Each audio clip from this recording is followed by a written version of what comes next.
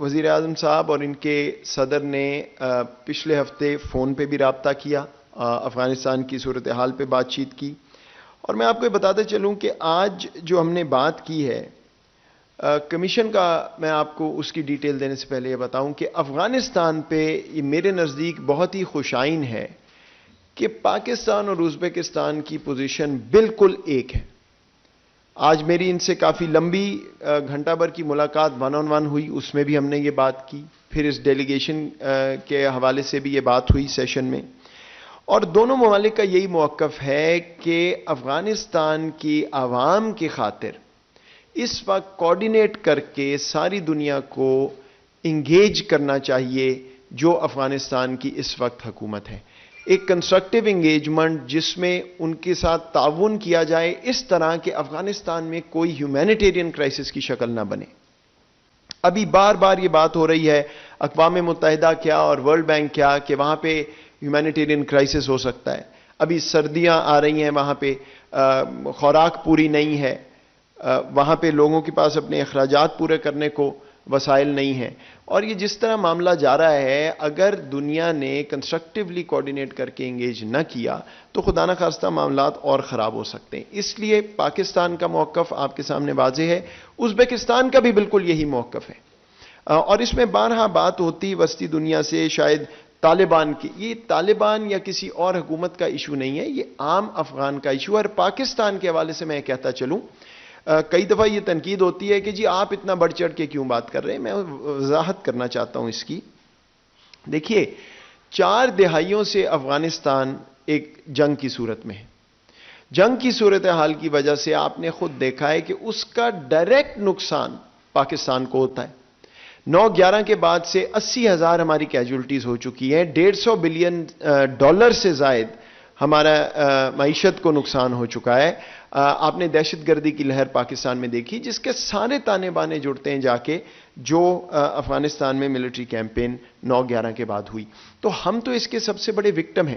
اس لیے جب ہم بات کرتے ہیں افغانستان میں استحکام کی، ایک تو یہ کہ ہمارے افغان بہن بھائی ہیں، ان کا حق ہے، 4 دہائیوں سے وہ وہاں ایک جنگ کی صورتحال میں رہ رہے ہیں، لیکن دوسرا یہ کہ ہمیں اپنی سلامتی کے لیے یہ ضروری ہے ہمارے لیے کہ افغانستان میں استحکام ہو اور وہاں پہ امن کی شکل جو ہے مستقل طور پر قائم رہے۔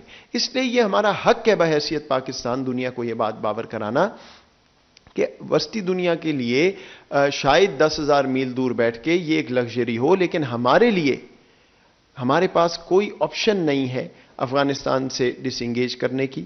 ہم چاہتے ہیں کہ دنیا ان کو سپورٹ کرے تاکہ عام افغان جو ہے اس کے لیے مسائل نہ بڑھیں۔ یہ ایک سیاسی معاملہ نہیں، ہمارے لیے یہ ہیومینیٹیرین اور ہماری قومی سلامتی کا معاملہ ہے، تو اس پہ پاکستان اور ازبکستان کا مکمل اتفاق ہے افغانستان کی پوزیشن پہ۔ افغانستان اور پاکستان ایس سی او کے فورم میں، شنگھائی کوآپریشن آرگنائزیشن جو ہے اس میں بھی اکٹھا کام کرتے ہیں، اور اس میں بھی بہت سے عناصر ہیں اس پرٹیکولر فورم کے جس میں دہشت گردی کے خلاف کوآپریشن، جس میں سیکیورٹی کے باقی معاملات پہ کوآپریشن، وہ بھی دونوں ممالک جو ہیں انہوں نے ری افرم کیا ہے وہاں پہ کوآپریشن۔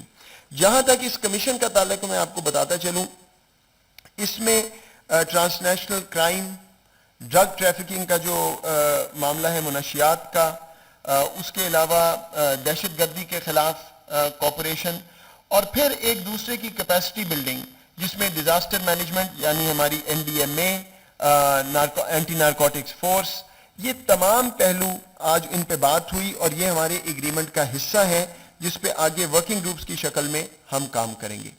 ازبکستان کے ساتھ پہلے ہی ہماری ملٹری ایجوکیشن پہ، ڈیفنس کوآپریشن پہ MOUs موجود ہیں، ان کو بھی اسی پروسیس میں آگے لے کے دونوں ممالک چلیں گے۔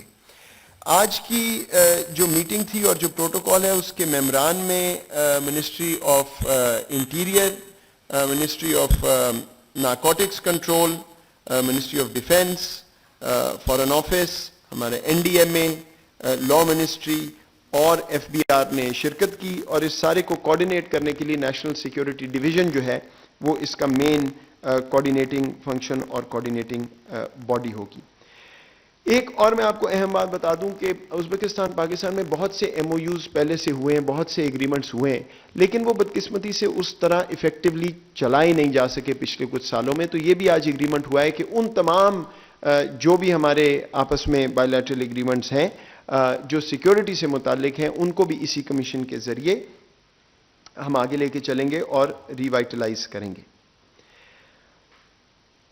ان کے جو نیشنل سیکیورٹی ایڈوائزر ہیں لیفٹیننٹ جنرل وکٹر محمودوف، ان کا دورہ کل تک جاری رہے گا. یہ آج وزیر اعظم پاکستان سے ملاقات کریں گے دوپہر میں، وزیر خارجہ سے ملاقات کریں گے، اور راولپنڈی میں جی ایچ کیو میں بھی ان کی ایک ملاقات ہوگی. کل یہ تورخم کا دورہ کر رہے ہیں، اور وہاں پہ ازبکستان سے آنے والی جو کنیکٹیوٹی کے ٹرکس ہیں، جو ازبیک ٹرکس اب پاکستان کے ذریعے ہمارے وارم واٹرز تک، عریبین سی تک جائیں گے، اس کنیکٹیوٹی کے معاہدے کے تحت جو پاکستان ازبکستان آپس میں جو ہم نے کیا ہے اس سال، وہ ٹرکس وہاں موجود ہوں گے اور ان کے نیشنل سیکیورٹی ایڈوائزر ان کا بھی معائنہ کریں گے. رزاق داؤد صاحب جو ایڈوائزر ہیں کامرس پہ وزیر اعظم صاحب کے، وہ بھی ہمارے ہمراہ ہوں گے کل تورخم. اور اس کے بعد یہ وزٹ کر رہے ہیں پاکستان ملٹری اکیڈمی کاکول، کیونکہ خود ان کا ملٹری بیک گراؤنڈ ہے، یہ پہلے بھی پاکستان آئے، اور اس کے بعد ان کا دورہ اسلام آباد آ کے اختتام پذیر ہوگا اور کل یہ واپس جائیں گے. سو یہ میں نے آپ کو بریفلی بتانا تھا کہ پاکستان ازبکستان کی ایک اور پیش رفت ہے اس تعلق میں، وہی جیو اکنامک پیراڈائم جس کی ہم بارہا بات کرتے ہیں اور کنیکٹیوٹی، اسی سلسلے میں یہ جوائنٹ کمیشن بنی. جی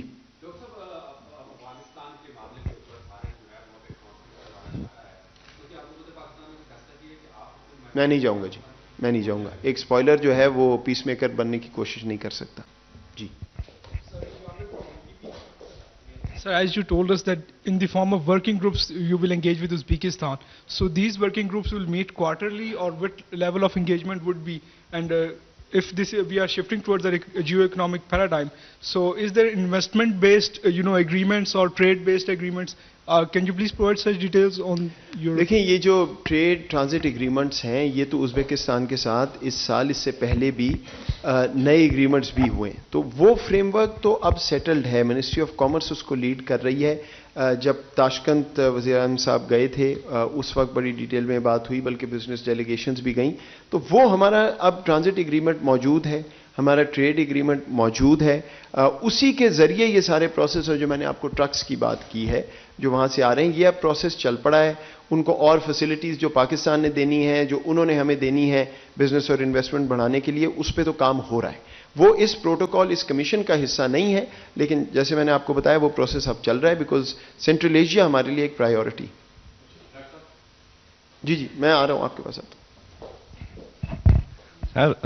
پاکستان ازبکستان کے ساتھ جیسے آپ نے بتایا کہ وہاں کی سیکیورٹی کی صورتحال کے حوالے سے، معیشت کے حوالے سے آپ نے ان کے ساتھ جو ہے وہ کام کریں، تو کیا پاکستان اس میں دیگر ممالک کو بھی شامل کرے گا یا ہر کنٹری کے ساتھ وہ علیحدہ اس طرح کا جوائنٹ سیشن کرے گا؟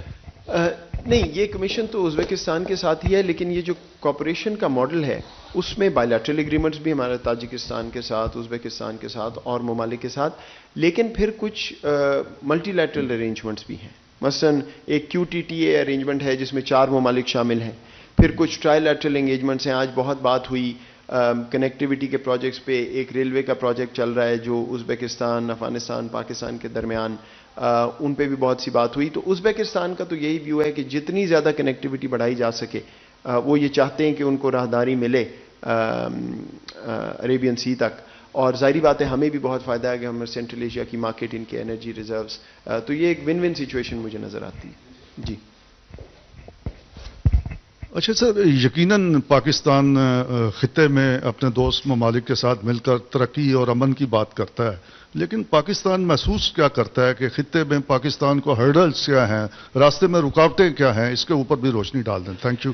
دیکھیے میرا خیال ہے خطے کی رکاوٹیں تو آپ کے سامنے، اس میں تو کوئی بحث و مباحثے کی ضرورت نہیں. ایک طرف ہندوستان ہے، پاکستان نے بار بار یہ بات کی ہے کہ اگر ہندوستان آگے چلنے کو تیار ہے تو ہم تیار ہوں گے، لیکن آگے چلنے کے لیے کچھ پری ریکویزٹس ہیں, کچھ انیبلنگ انوائرمنٹ ہے, جو مقبوضہ کشمیر میں معاملات ہیں وہ ان کو درست کرنے پڑیں گے. یہ بات ہم بار بار کر چکے ہیں. بدقسمتی سے وہاں کی جو حکومت ہے, جو رویہ ہے, جو آئیڈیالوجی ہے, اس کے بعد مجھے نظر نہیں آتا کہ یہ معاملہ پاکستان کے لیے کیا اس خطے کے لیے آگے کیسے چلے گا. اگر ایک خطے کا بڑا ملک جو ہے وہ اس طرف چل پڑے جس طرف ہندوستان جا رہا ہے, تو میرا تو خیال ہے کہ تمام خطوں کو بہت کنسرن ہونا چاہیے کہ یہ کس طرف بات جائے گی.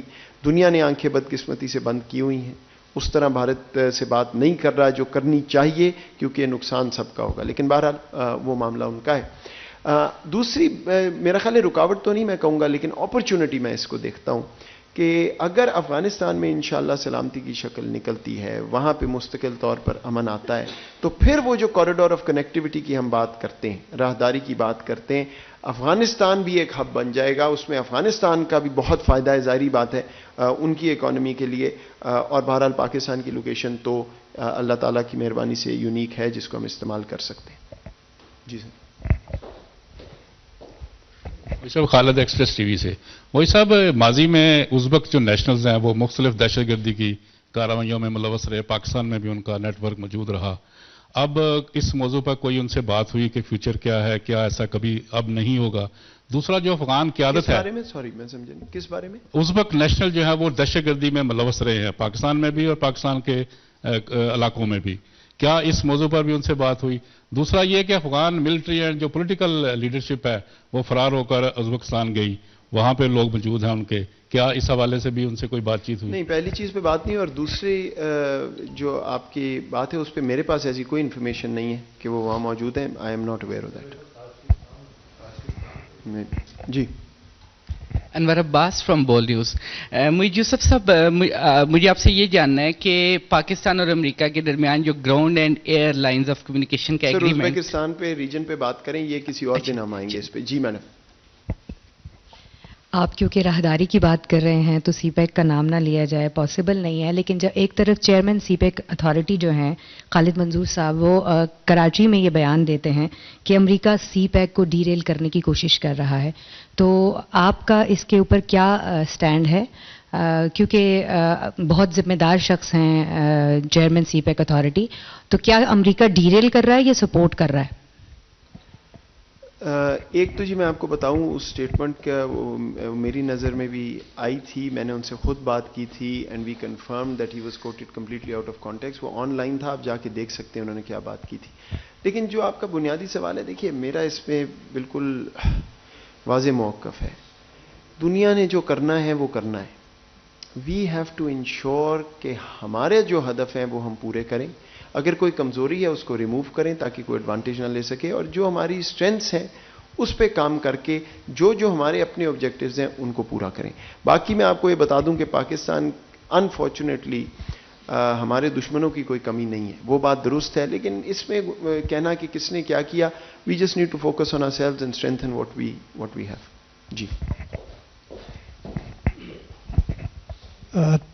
Thank you sir. This is Zarghun Shah from Geo tele vision.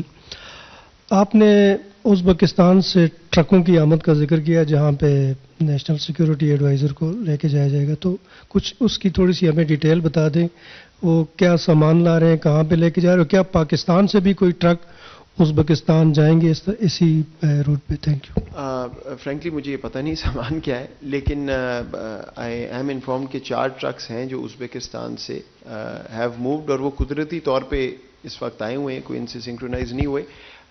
کل ہمارے کوئی ٹرکس نہیں جا رہے ادھر, یہ صرف ازبیک ٹرکس آ رہے ہیں. بٹ اب ریگولرلی یہ پروسیس شروع ہو گیا. وہ TIR کا پروسیس ہے, بلکہ ہمارا ایک NLC کا ٹرک تو ابھی ٹرکی تک جا کے اور وہ واپس بھی آیا, تو وہ جو TIR فارمیٹ ہے اس کے نیچے یہ ہو رہا ہے. لیکن کل صرف ازبیک ٹرکس ہوں گے.